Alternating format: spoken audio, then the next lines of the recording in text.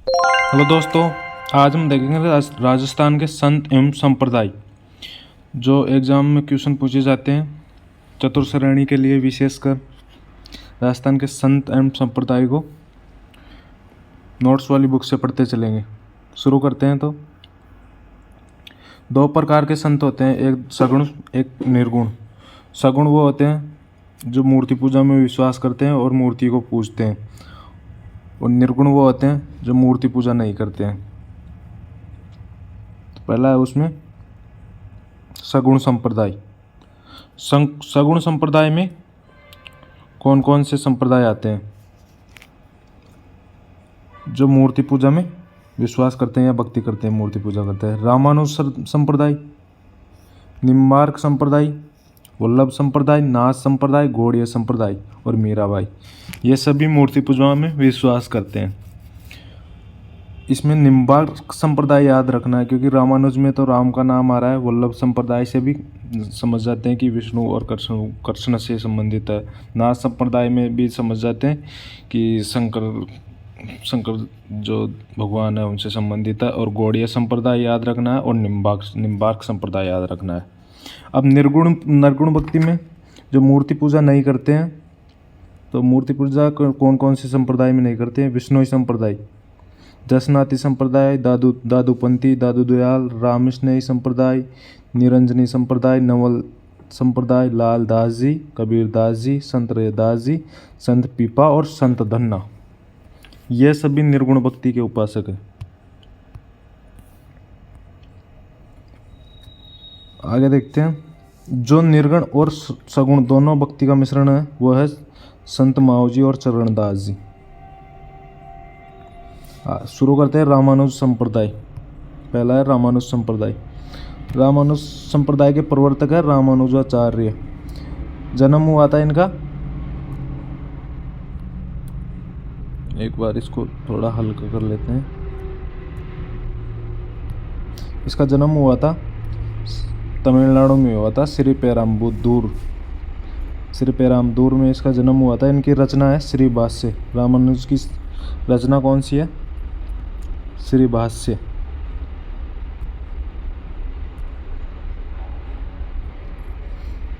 और इसके जो संप्रदाय है उसको कहते हैं विशिष्टाद्वैत।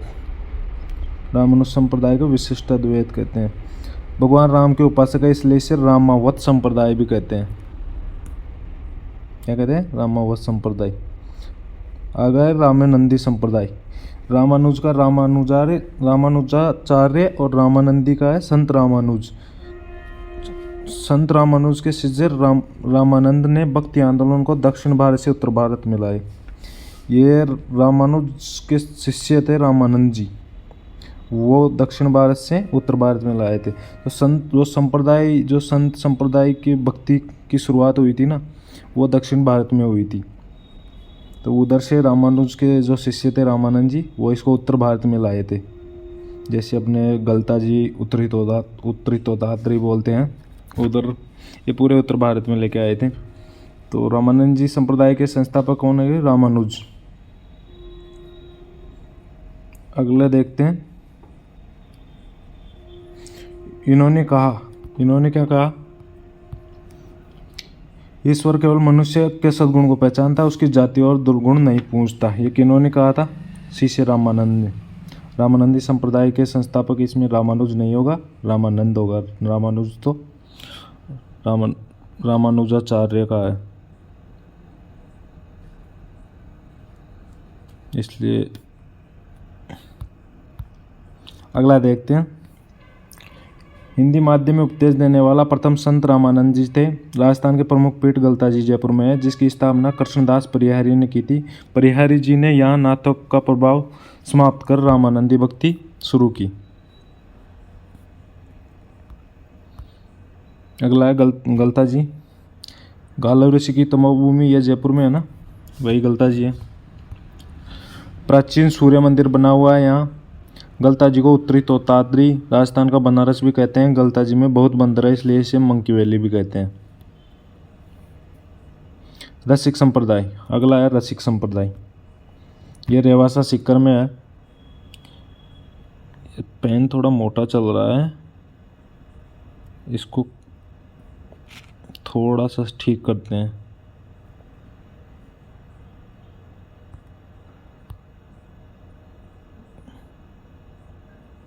कहाँ से होगा ये तो मेरे भी समझ से बाहर, कहाँ से होगा। रामेश ने ये रसिक संप्रदाय, रेवासा सिक्कर, संस्थापक अग्रदास जी, और राम सीता का श्रृंगारक जोड़ी की पूजा करते हैं। तो रसिक संप्रदाय के कौन है? अग्रदास जी। सिक्कर में है रसिक संप्रदाय। अगला है राम स्नेही संप्रदाय। राम स्नेही संप्रदाय, इसमें भगवान राम की निर्गुण उपासना करते हैं। इसकी 4 शाखा है। राम स्नेही संप्रदाय की 4 शाखा कौन कौन सी है ये देखो। शाहपुरा शाखा, जो प्रमुख शाखा है, पीठ है, प्रार्थना स्थल राम द्वारा कहलाता है। प्रवर्तक रामचरण जी हैं। बचपन का नाम राम किशन था। जन्म सोडा गांव डिग्गी टोंक में हुआ। गुरु कृपाराम जी गुदड़ संप्रदाय के संत, इसके जो गुरु थे वो गुदड़ संप्रदाय से थे। इनकी वाणियों में को अणबे वाणी कहते हैं। किसके? रामचरण जी की जो वाणी है, जो लिखे हुए ग्रंथ, उसको अणबे वाणी कहते हैं। शाहपुरा में फूलडोल महोत्सव चैत्र कृष्ण प्रतिपदा से पंचमी तक चलता है। 5 दिन चलता है, प्रतिपदा से पंचमी तक। तो क्या रामस्नेही संप्रदाय के संस्थापक कौन है? शाहपुरी शाखा के रामचरण जी। अगला है रेण शाखा। रेण शाखा कहाँ पर है? नागौर में। रामस्नेही संप्रदाय की दूसरी शाखा है रेण, यह है नागौर में।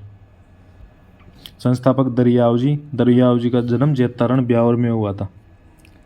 इन्होंने राज से राम और मैं से मोहम्मद बताकर सांप्रदायिक सद्भावना का संदेश दिया। अगले सिंगतल शाखा, ये बीकानेर में, और इसका संस्थापक है हरि रामदास जी। ये तीनों शाखा हो गई। शाहपुरा की शाखा है, उसका स्थापना रामचरण जी ने की, और रेण की दरियाव जी ने की, और सिंगतल की हरि रामदास जी ने की। आगे चलते हैं।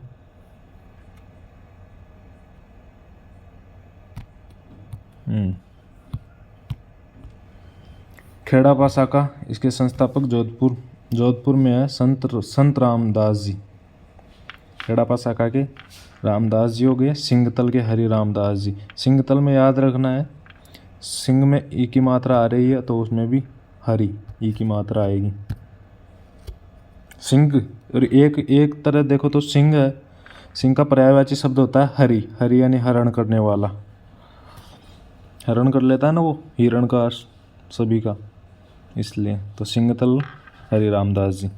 अगला है वल्लभ संप्रदाय। इसको पुष्टि मार्गीय संप्रदाय कहते हैं। वल्लभ संप्रदाय को क्या कहते हैं? पुष्टि मार्गीय संप्रदाय कहते हैं। कृष्ण भक्ति का संप्रदाय है। कृष्ण की 12 रूप में पूजा होती है। वल्लभ संप्रदाय के प्रवर्तक वल्लभाचार्य हैं। याद हो जाएगा। अणुभाष्य लिखकर शुद्धाद्वैत दर्शन का प्रतिपादन किया। वृंदावन में श्रीनाथ जी के मंदिर की स्थापना की। देखो, इसको पुष्टि मार्ग संप्रदाय भी कहते हैं और शुद्धाद्वैत दर्शन। शुद्धाद्वैत और विशिष्टाद्वैत, द्वैताद्वैत और द्वैतवाद, ये चारों याद रखने हैं। किसका कौन सा है? तो वल्लभ संप्रदाय का हो गया शुद्धाद्वैत। और अपन ऊपर पढ़े थे, उसका था शुरू का था ना, उसका ये रामानुज का वशिष्ठाद्वैत। राम श्रेष्ठ है ना, श्रेष्ठ कुल अपन पढ़ते हैं, श्रेष्ठ कुल, तो वो श्रेष्ठ विशिष्ट। राम है विशिष्ट है, और वल्लभ संप्रदाय है शुद्धाद्वैत है। अष्टछाप कवि मंडली, वल्लभाचार्य के पुत्र उत्तराधिकारी विट्ठल दास जी ने अष्टछाप कवि मंडली की स्थापना की। किसने की? विट्ठलनाथ जी ने। वल्लभाचार्य के 4 शिष्य सूरदास, परमानंद दास, कृष्णदास, कुंभन दास थे। विट्ठल दास जी ने 4 शिष्य नंददास, चतुर्भुज दास, गोविंद दास और चित्त स्वामी थे। ये 8 अष्टछाप कवि मंडली में आते हैं। इसकी स्थापना किसने की? विट्ठलनाथ जी ने। अगला है फरवरी 1672 में महाराणा राज सिंह ने सिहाड़ गांव में, वर्तमान नाथद्वारा, तो नाथद्वारा गांव है ना, उसका पहले प्राचीन नाम था सिहाड़, और ये राजस्थान पुलिस एग्जाम में भी आया था 2025 में। तो इस श्रीनाथ जी की मूर्ति स्थापित कराई। दामोदर दास और गोपीनाथ जी ने श्रीनाथ जी की मूर्ति वृंदावन से सिहाड़ गांव लेकर आए। कौन से टाइम पे? 1672 में। उस टाइम पे औरंगजेब के आक्रमण ने मूर्तियाँ तोड़ो अभियान चला रखा था ना औरंगजेब ने। उस टाइम पे राज सिंह जो मेवाड़ के शासक थे, उसी टाइम सिहाड़ गांव में मूर्तियाँ स्थापित हुई थी। विट्ठलनाथ जी के 7 पुत्र थे जिनके पूजन करने के लिए श्रीनाथ जी के 7 स्वरूप में 7 मंदिर बनवाए गए। अब ये देखो 7 मंदिर कहाँ कहाँ पर है, ये मंदिर पूछे जाते हैं। श्रीनाथ जी मंदिर नाथद्वारा में, द्वारकाधीश मंदिर कांकरोली राजसमंद, मथुरेश जी मंदिर पूछा गया था, ये कोटा में है। मदन मोहन मंदिर ये कामवंडीग में है। गोकुल चंद मंदिर ये भी कामवंडीग में है। गोकुलनाथ मंदिर गोकुल उत्तर प्रदेश में है। और बालकृष्ण मंदिर सूरत गुजरात में है। ये 7 मंदिर हो गए। इसमें से जो ये ऊपर तीनों वो याद रखना है। मदन मोहन जी मंदिर याद रखना है। आगे इस संप्रदाय के मंदिर को हवेली, भजनों को हवेली संगीत, दर्शन को झांकी, ईश्वर की कृपा को पुष्टि कहते हैं। श्रीनाथ जी मंदिर का अन्नकूट महोत्सव प्रसिद्ध है। किशनगढ़ के शासक सावन सिंह नागरीदास ने इस संप्रदाय से प्रभावित होकर राजपाट त्याग कर वृंदावन चले गए थे। अगला है निम्बार्क संप्रदाय। निम्बार्क संप्रदाय को बोलते हैं हंस संप्रदाय। इसके प्रवर्तक आचार्य निम्बार्क आचार्य थे। वेदात परिजात भाष्य लिखकर, इसने क्या लिखा था? वेदात परिजात भाष्य। और इसका जो कोड था, ये दर्शन था इसका द्वैत भेदाभेद। अब आपको फिर दोनों याद करता हूँ। वल्लभ संप्रदाय में तो हो गया पुष्टि मार्ग बोलते थे उसमें शुद्धाद्वैत। वल्लभ संप्रदाय में शुद्धाद्वैत, रामानुज संप्रदाय में विशिष्टाद्वैत और निम्बार्क संप्रदाय में द्वैताद्वैत। अब एक बच रहा है द्वैतवाद, वो आगे आ जाएगा। राधा और कृष्ण की युगल में पूजा करते हैं। राजस्थान की प्रधान पीठ सैलमाबाद किशनगढ़ अजमेर में है, जो रूपनगढ़ नदी के किनारे स्थित है। इसकी स्थापना परशुराम देव ने की थी। स्थापना किसने की थी? जो ये सैलमाबाद में है प्रधान पीठ, उसकी स्थापना परशुराम देव ने की थी। परशुराम देव। अन्य पीठ इसकी उदयपुर में भी है। अब है गौड़ीय संप्रदाय। गौड़ीय संप्रदाय के प्रवर्तक है चैतन्य महाप्रभु। जन्म इनका नदिया बंगाल में हुआ था। इनका दर्शन है अचिंत्य भेदाभेद। आमेर के राजा मानसिंह प्रथम ने इस संप्रदाय से प्रभावित होकर वृंदावन में गोविंद देव जी का मंदिर बनवाया। राजस्थान में गौड़ीय संप्रदाय की प्रमुख पीठ गोविंद देव जी का मंदिर सिटी पैलेस जयपुर में है। इसका भी निर्माण मानसिंह ने करवाया। इस मंदिर का निर्माण मानसिंह ने नहीं करवाया, उसने तो सिटी पैलेस का करवाया था, जयसिंह ने करवाया। और इसका आप मुझे बताओगे कि इसके वास्तुकार कौन थे मंदिर के, शिल्पकार? वो पूछा गया था अभी। अगला मदन मोहन जी का मंदिर करौली इस संप्रदाय का है। ये मदन मोहन जी का मंदिर है ना, ये मंदिर भी कौन से संप्रदाय का है? गौड़ीय संप्रदाय का। इस मंदिर में राधा कृष्ण की युगल मूर्ति की पूजा होती है। जयपुर के शासकों ने गोविंद देव जी के राजा और सूर्य को उसका दीवान माना। जैसे मेवाड़ में एकलिंग जी थे, वैसे ही जयपुर में कौन थे? गोविंद देव जी। दादू पंथ के संस्थापक दादू दयाल जी। जन्म इसका ये याद रखना है अहमदाबाद गुजरात में हुआ था। इसी कारण ये क्वेश्चन बार बार पूछा जाता है कि इसका जन्म 1544 में कहाँ पर हुआ था, तो इसका जन्म हुआ था अहमदाबाद में। ऐसे ही एक और संत है, उसके बारे में पूछा जाता है कि उसका जन्म कहाँ हुआ था, तो उसका जन्म पटना में हुआ था। बताओ कौन सा संत था जिसका जन्म पटना बिहार में हुआ? कमेंट में बताना। इसके उपदेश ढूंढानी भाषा में है। मिर्जा राजा मानसिंह के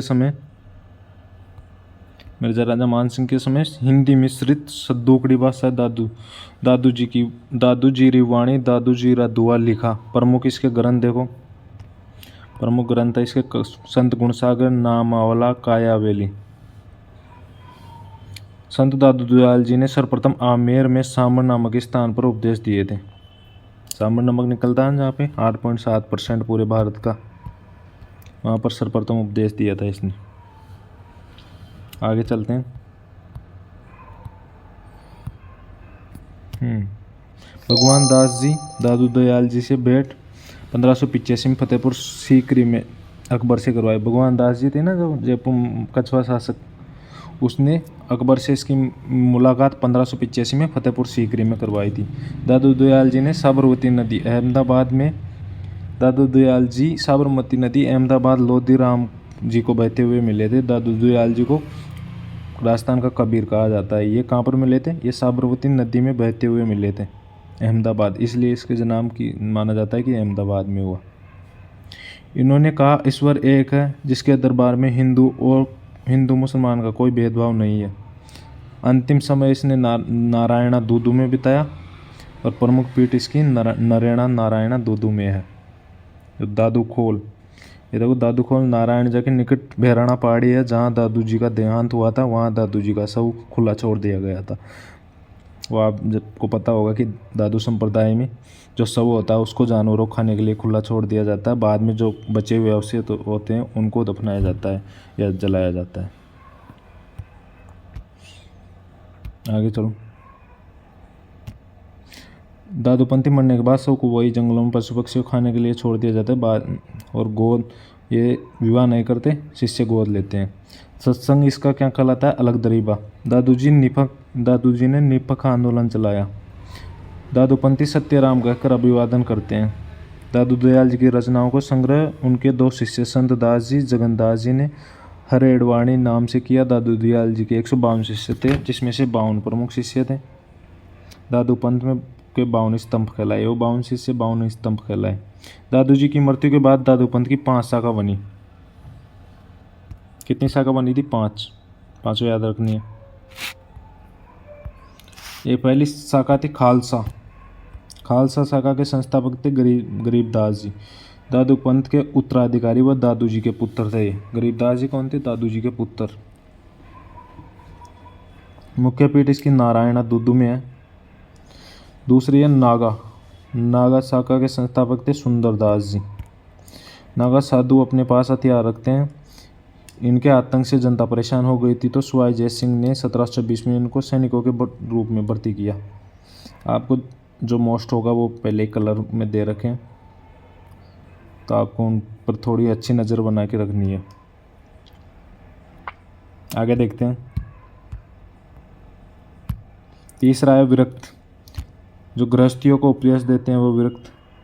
उत्तराधारी या स्तनधारी उत्तर भारत में चले गए, वो उत्तराधारी खिलाए। संस्थापक इसके दादू जी के शिष्य बनवारी दास जी। खाकी शरीर पर भस्म लगाते हैं, खाकी वस्त्र पहनते हैं, वो खाकी शाखा कहलाई। दादू जी के प्रमुख शिष्य रज्जब दास जी। जाति से पठान मुसलमान थे। इसका प्रधान पीठ सांगानेर जयपुर में है। प्रमुख ग्रंथ इसका रज्जबवाणी सर्वंगी। क्या है? रज्जबवाणी रज्जब दास जी की। रज्जब जी ने दादू दयाल जी का दोहा सुनकर विवाह करने से मना कर दिया और पूरी जिंदगी दूल्हे के वेश में घूमते रहे। कौन? रज्जब दास जी। अपन उस जगह कन्फ्यूज़न हो सकते हैं इसमें कि सुंदरदास पढ़ते हैं ना, कि सुंदर अपन सोचते हैं कि शादी करने जा रहा था तो यही होना चाहिए वो सुंदरदास जी जो बाद में शादी नहीं किया। वो सुंदरदास जी नहीं है, वो रज्जब दास जी जो शादी करने के लिए जा रहा था, पर इस बीच में ही जो सत्संग चल रहा था दादू दयाल जी का, वो सत्संग सुनने के बाद इसने शादी नहीं की, मना कर दिया और पूरी ज़िंदगी इसने दूल्हे के वेश में घूमकर उपदेश दिया। अगला है सुंदरदास जी। सुंदरदास जी का जन्म दौसा खंडेल परिवार में हुआ। इसकी प्रमुख पीठ और मृत्यु सांगानेर में हुई थी, वहीं इसकी प्रमुख पीठ है। सुंदरदास जी पर 1997 में 2 रुपये का डाक टिकट जारी किया गया। 2 रुपये से याद रखना है। 1997 में 2 रुपये से, यह दौसा का था। ग्रंथ इसका सुंदरवाणी, सुंदर विलास, सुंदर ग्रंथावली। सुंदरवाणी, सुंदर विलास, सुंदर ग्रंथावली, ज्ञान समुद्र, बावनी, रामची अटक। देखो ये बिना पढ़े हुई चीज़ें होती हैं ना, फिर यहीं से गलत हो जाता है कि उसमें सुंदरवाणी, सुंदर विलास, सुंदर ग्रंथावली, ज्ञान समुद्र, बावनी, रामची अटक ये इसके प्रमुख ग्रंथ है। दादू जी के अन्य शिष्य मिस्किन दास जी, बाखनदास जी, संत दास जी, जगन्नाथ जी, माधोदास जी, बालिन जी, ये दादू जी के अन्य शिष्य हैं, इनको भी याद रखना है। अगला है बिश्नोई संप्रदाय, मुख्य संप्रदाय है, अच्छा संप्रदाय है। बिश्नोई संप्रदाय के संस्थापक प्रवर्तक जाम्बोजी है, जम्बेश्वर। मूल नाम इनका धनराज था। पिता लोहट जी। बिश्नोई संप्रदाय के पिता कौन थे? लोहट जी। जो जाम्बू जी थे ना, उनके पिता लोहट जी हो गए। माता का नाम हंसा देवी था और जन्म इनका पीपासर नागौर में हुआ था 1451 में, भाद्र कृष्ण अष्टमी को, जन्माष्टमी, यानी उस दिन कहाँ होती है, कृष्ण जन्माष्टमी होती है ना, उस दिन इनका जन्म हुआ था। गुरु गोरखनाथ जी थे इनके। जाम्बू जी भगवान विष्णु के अवतार मानते हैं, जाम्बू जी को विष्णु के अवतार माना जाता है। इसकी प्रमुख पीठ कहाँ पर है? मुकाम तलवा नोखा बीकानेर में बिश्नोई संप्रदाय की प्रमुख पीठ है। जाम्बू जी की मूर्ति और समाधि स्थल भी है। मेला फाल्गुन अमावस्या को लगता है और आश्विन अमावस्या को लगता है। समराथल दौरा ये बीकानेर में है, जहाँ जाम्बू जी ने 1485 में बिश्नोई संप्रदाय का प्रतिपादन किया। वह अपने अनुयायियों को 29 उपदेश दिए जो बिश्नोई कहलाए। 20 और 9 होने के कारण बिश्नोई, 20 प्लस 9 9, तो ये बिश्नोई कहलाए। जाम्बा गांव फलौदी में है। जाम्बू जी के कहने पर जैसलमेर के शासक जैत सिंह ने यहाँ तालाब बनवाया। क्या तालाब बनाया? बिश्नोइयों के लिए पुष्कर के समान है। कौन सा तालाब? जो जाम्बू जी के कहने पर जैसलमेर के जैत सिंह ने बनवाया था फलौदी में एक तालाब, उसको बिश्नोइयों के लिए वो पुष्कर के समान है, जो पुष्कर अजमेर में है ना, जहाँ पर रंगनाथ जी का मंदिर है, द्रविड़ शैली का मंदिर, रंगनाथ जी का मंदिर। अन्य तीर्थ देखो इसके, रामडावास पिपार जोधपुर और जांगुल बीकानेर। जाम्बू जी के प्रवचन स्थल सांतरी कहलाता है, जैसे दादू जी का सत्संग। जाम्बू जी को विश्व पर्यावरण आंदोलन के प्रणेता कहा जाता है। इन्होंने हरे वृक्षों की कटाई ना करने और पशु हत्या नहीं करने को कहा। सिर साटे सूख रहे तो भी सस्तो जान, कि सिर कट जाए और पेड़ रहे तो भी सस्ता है। मंत्र विष्णु, ये मंत्र छोड़ो, इम्पोर्टेंट बात करो और आप सुनो जो एग्जाम में पूछे जाते हैं। इसके प्रमुख ग्रंथ जम्ब संहिता, जम्ब सागर, 29 नियम, 120 शब्दवाणियाँ, विष्णुई धर्म प्रकाश, इनकी वाणी जम्बुवाणी, गुरुवाणी, शब्दवाणी। जसनाती संप्रदाय, अगला है जसनाती संप्रदाय। प्रवर्तक है इसके जसनाथ जी।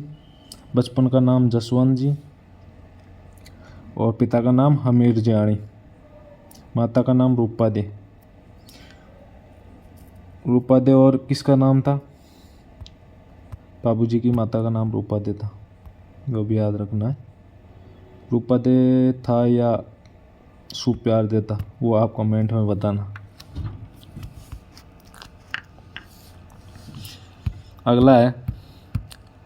अगला देखते हैं दोस्तों, गुरु गोरखनाथ जी। गुरु गोरखनाथ जी क्या है?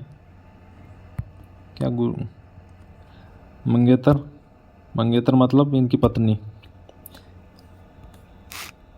कालाल दे बेनीवाल, जन्म 1482, कतियासर बीकानेर में हुआ। समाधि कतियासर बीकानेर में। जसनाथ जी के गुरु गोरखनाथ जी थे ना। समाधि मुख्य कतियासर बीकानेर में। जसनाती संप्रदाय के 36 नियमों का पालन करते हैं और विष्णुई में 29 का। जसनाती ने गोरखमालिया स्थान पर 12 वर्ष तक तपस्या की। ये जो कलर में हो रहे हैं ना, वो क्वेश्चन पूछे हुए हैं, इसलिए इनको कलर में दिया हुआ है कि उन्होंने कितने वर्ष तपस्या की? 12 वर्ष। कहाँ पर तपस्या की? गोरखमालिया स्थान पर। 1506 में कतियासर में जसनाथ जी ने समाधि ली। बीकानेर के राव लूणकरण ने इन्हीं के आशीर्वाद से राजा बने। राव जो लूणकरण थे वो इन्हीं के आशीर्वाद से राजा बने थे और राज्य का राज सिंह में जाल वृक्ष लगवाया। सिकंदर लोधी ने इनको कतियासर में भूमि प्रदान की। प्रमुख इसकी उपपीठें कहाँ पर है? लिखमादेसर बीकानेर, पुनरासर बीकानेर, बुम्बल बीकानेर, मालासर, पांचला सिद्धा नागौर। ये इसकी प्रमुख 5 उपपीठ है।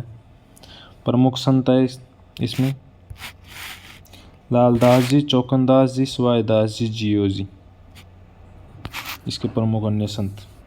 आगे देखते हैं।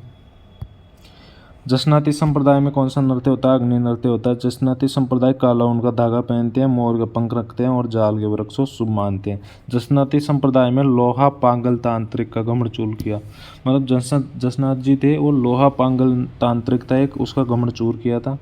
1500 ई में जाम्बो जी और जसनाथ जी का मिलन हुआ था। अपन पढ़ते हैं ना अकबर की मुलाकात दादू दयाल से कब हुई, तो उसमें तो 1485 में हुई थी। इसका सीधा सीधा याद रखना, 1500 में जाम्बू जी और जसनाथ जी एक दूसरे से मिले थे। इनके ग्रंथ है संबुदड़ा कोडा। रामनाथ जी ने यशोनाथ पुराण लिखी जो जसनाती संप्रदाय की बाइबिल है। यशोनाथ पुराण पूछ लेंगे कि ये कौन से संप्रदाय से संबंधित है। यह है जसनाती संप्रदाय से। मेले चैत्र माघ के शुक्ल सप्तमी को बढ़ते हैं ना, चैत्र आश्विन माघ तीनों महीने की शुक्ल सप्तमी को। अगला लालदास जी के बारे में अभी क्वेश्चन आया था, आरएस में भी आया था और इससे क्वेश्चन अच्छे बनते हैं, थ्योरी टाइप में क्वेश्चन बनते हैं इससे। लालदास जी का जन्म धौलीधूप अलवर में हुआ था, ये याद रखना है, 1540 में हुआ था। और माता इसकी समदा, पिता का नाम चांदमल था। आगे देखते हैं। मेव जाति के मुसलमान थे, लकड़हारे थे, फिर भी राम भक्त थे, सांप्रदायिक सद्भावना के प्रतीक थे। गुरु इनके गदन चिश्ती थे। लालदास जी गृहस्थ शादीशुदा थे। अब ये इसीलिए दे रखा है क्योंकि क्वेश्चन इस टाइप से बनते हैं कि क्या ये शादीशुदा थे। ये थ्योरी में आ जाता है क्वेश्चन कि इनमें से कौन सा सही है, क्या ये शादीशुदा थे, तो ये गृहस्थ शादीशुदा थे। मृत्यु हुई थी इनकी नगला जहाज भरतपुर में। जन्म तो अलवर में हुआ धौलीधूप, और मृत्यु इनकी प्रमुख पीठ जहाँ पर नंगला जहाज भरतपुर में हुई 1648 में। 1540 में जन्म और 1648 में मृत्यु हो रही है, तो कितने साल के हो गए वो आप लगाओ और कमेंट में लिखना। समाधि मकबरा शेरपुर कोटपुतली बाय रोड में आ गया अब शेरपुर। और सर्वाधिक अनुयायी इसके मेव जाति के मुसलमान हैं। इस संप्रदाय की दीक्षा लेने के बाद मुँह काला करके गधे पर बिठाकर सवारी निकालते हैं, अंत में शरबत पिलाते हैं। इसमें व्यक्ति भिक्षा न मांगकर स्वयं परिश्रम करके कमाता है, ये अच्छी बात है। प्रमुख ग्रंथ लालदास जी की चेतावनियाँ, ये इसका प्रमुख ग्रंथ है। अगला है चरणदास जी। चरणदास जी प्रवर्तक है इसका चरणदास जी। बचपन का नाम रणजीत है। जन्म 1703 में डेहरा गांव अलवन में हुआ। गुरु सुखदेव मुनि ने नाम रामचरण रखा। प्रमुख पीठ समाधि इसकी दिल्ली में है।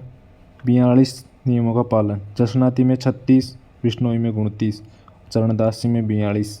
मेला बसंत पंचमी को पीले वस्त्र पहनते हैं। 2 प्रमुख शिष्या थी इसकी, दयाबाई और सैजोबाई। इनके ग्रंथ भी पूछे जाते। दयाबाई का दया बोध और विनय मल्लिका, और सैजोबाई का सहज प्रकाश और सोड़ाती थी। चरणदास जी ने 1739 में नादर शाह के आक्रमण की पहले भविष्यवाणी कर दी थी, है ना।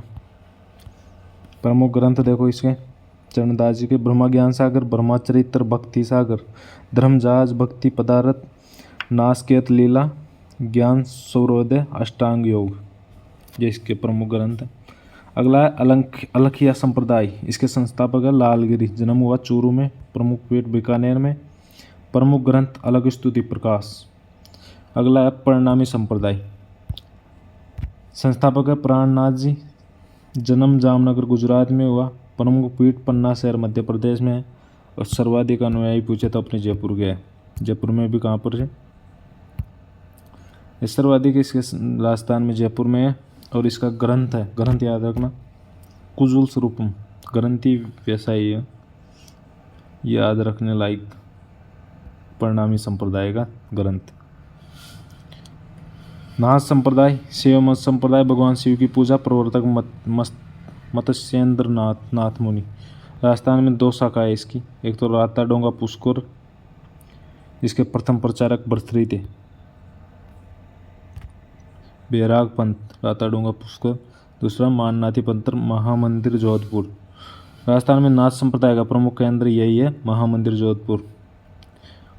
जोधपुर के महाराजा मानसिंह ने बनवाया था मंदिर। अन्य मंदिर उदय मंदिर जोधपुर, सूर्य मंदिर जालोर। अगला है लकुलिश संप्रदाय। लकुलिश संप्रदाय भगवान शिव का 24वें अवतार है।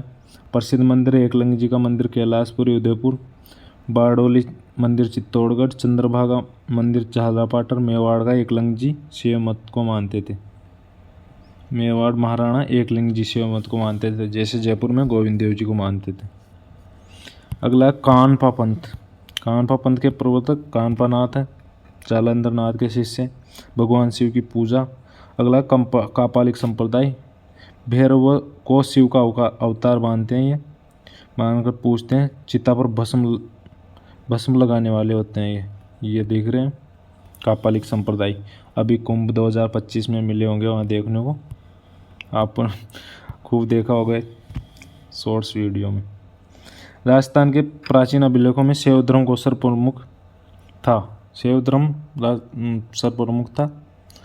शिव का सर्वोच्च देवता के रूप में पूजा की जाती थी। शिव की सर्वोच्च देवता के रूप में पूजा की जाती थी। गुप्त काल में लगा लो या हूण आए उस टाइम पे देख लो, वो जो नारा था ना, कौन सा नारा था वो बताओ? बम बम बोले, बम बम बोले था या क्या था? जो हूण आए थे उनका प्रमुख नारा था,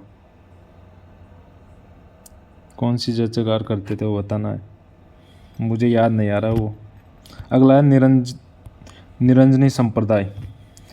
निरंजनी संप्रदाय के संस्थापक है हरिदास जी। पेन थोड़ा ज़्यादा हल्का हो गया। कौन है? हरिदास जी।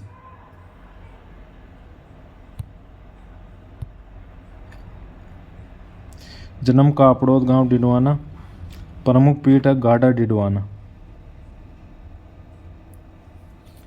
मूल नाम हरि सिंह साकला था। पहले डाकू थे, बाद में साधु बन गए। इन्हें कलयुग का वाल्मीकि कहते हैं। किनको कहते हैं? निरंजन दास जी को।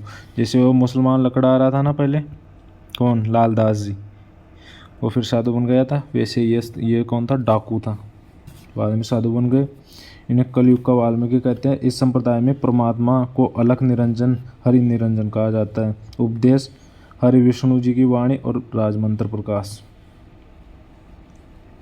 अनुयायी इसके निहंग घरबारी। अगला है नवल दास, जो नवल संप्रदाय है, इसके नवल दास जी प्रवर्तक। जन्म इसका हुआ था सोलगांव नागौर और गुरु है इसका करताराम। नवल दास जी का गुरु कौन है? करताराम। प्रमुख पीठ जोधपुर। ग्रंथ नवलेश्वर अनुभववाणी। अगला है गुद्दड़ संप्रदाय। गुद्दड़ संप्रदाय के संस्थापक है संत दास जी। संत दास जी गुदड़ी के बने कपड़े पहनते थे, इसलिए इस संप्रदाय का नाम गुद्दड़ संप्रदाय। और इसकी प्रमुख पीठ दांतड़ा, उसमें भी डा आ रहा है लास्ट में, इसमें भी डा आ रहा है। शाहपुरा भीलवाड़ा, इधर भी भीलवाड़ा आ रहा है। दांतड़ा, शाहपुरा, भीलवाड़ा, गुद्दड़ संप्रदाय, संत दास जी। तेरापंथी संप्रदाय। जैन धर्म के श्वेतांबर शाखा के उद्भव, प्रवर्तक भिक्खण जी, भिक्षु। जन्म कटालिया सोजतपाली। आपको इतना याद रखना है, तेरापंथी संप्रदाय के संस्थापक भिक्खण जी है, भिक्खण जी। और जैन धर्म श्वेतांबर शाखा से उद्भव हुआ है इसका। अगला आचार्य तुलसी। आचार्य तुलसी का जन्म कहाँ पर हुआ? ये लाडनू डिडवाना कुचामन में हुआ था। चूरू में इसने अणुव्रत आंदोलन चलाया था। आचार्य तुलसी ने कौन सा आंदोलन चलाया? अणुव्रत आंदोलन। इन्हीं के प्रेरणा से जैन विश्व भारती शिक्षण संस्था नाडोर की, जो लाडनू नागौर की है, उसकी स्थापना हुई। इन्होंने कहा इंसान पहले इंसान, फिर हिंदू या मुसलमान। अगला देखते हैं होने वाले संप्रदाय पूरे। संत पीपा मूल नाम प्रताप सिंह खींची, गागरोन के शासक थे। गुरु रामानंद जी थे।